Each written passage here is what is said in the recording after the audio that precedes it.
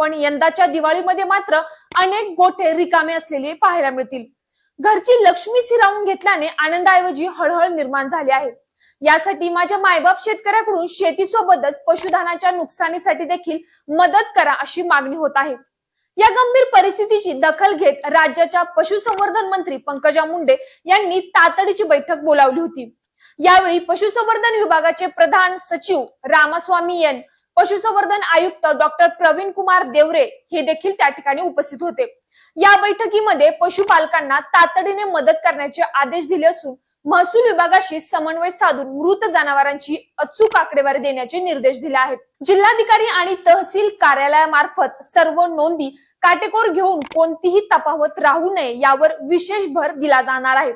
फक्त हानीच नोंद नको, पुरेसे नाही तर वाचलेल्या जनावरांसाठी देखील उपाययोजना आवश्यक असल्याचे जाणवत असून त्यासाठी पशुवैद्यकीय मदत उपलब्ध करून देणे, आजारी जनावरांना औषधोपचार देणं, सुरक्षित ठिकाणी त्यांचं स्थलांतर करणं आणि पुरेशा चाऱ्याची सोय करणं अशा उपाययोजना प्रशासन आणि पशुसंवर्धन विभागाद्वारे राबवल्या जात आहेत।